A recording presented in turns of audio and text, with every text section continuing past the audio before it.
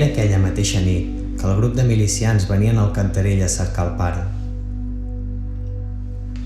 El pànic i els més greus pronòstics feren irrupció en l'ànim de tots nosaltres. Encara sento els crits de l'àvia. Torneu-me el meu fill! I els de la mare, apenes audibles a través de les llàgrimes. Tots tremolàvem davant el tràgic desenllaç previsible.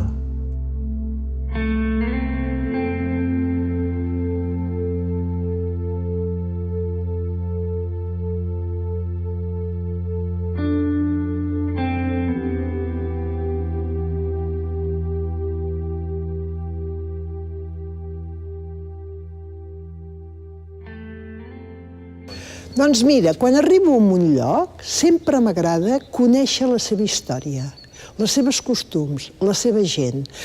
Aquest pont ens parla de la nostra història, de què venim de lluny. Va ser començat a construir el 1343. Però el més important d'aquest pont és que comunicava amb camí ral des de Vic a Olot. Recordo amb carinyo d'aquest pont quan les nostres ganes de trobar la nostra identitat, perquè tot poble, qui perd la seva identitat, perd els seus orígens. Volíem captar la dignitat del poble català, però també la llibertat. La llibertat de decidir on volíem estar. I vam venir en aquest indret per fer l'assaig, per fer la cadena humana del 2013.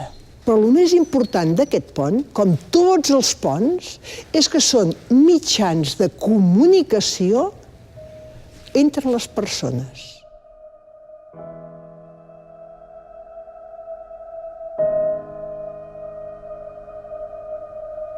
Un alè dramàtic planava a l'entrada de la masia i a l'escala per on el pare baixava i on l'àvia i la mare l'acomiadaven. Qui sap si per a no veure'l mai més.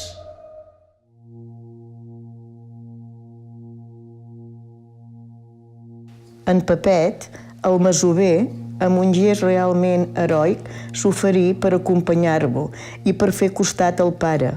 No sé si els milicians varen dir-ho clarament, però en la seva expressió de sentiment s'endevinava una frase crua. Veniu, no vindrà pas d'un. En Joan s'estimava el pont com tot el que és del Cantarell. Esclar, en Pepet del Cantarell era el pare del meu marit. Ens havia explicat moltes històries d'aquí al Cantarell, inclús d'en Joan Sunyol quan era petit, i del seu pare, precisament, quan érem en aquesta entrada que estem ara, a mi moltes vegades em havia dit el meu sogre, en Pepet. Em deia, veus, me'n recordo ben bé com si fos ara, quan varen venir aquella gent a buscar el pare d'en Joan Sunyol, van obrir aquesta porta i el van pujar i el van cridar i cap aquí.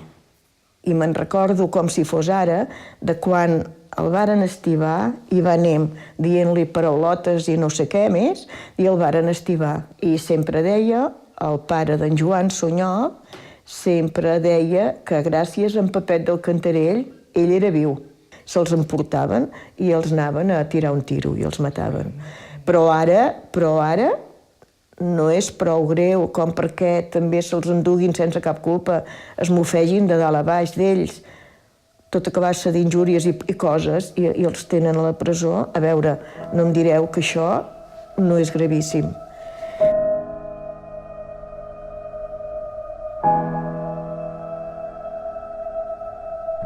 Malgrat això, de tornada al Cantarell, l'autofantasma que els conduïa no va prendre la direcció correcta.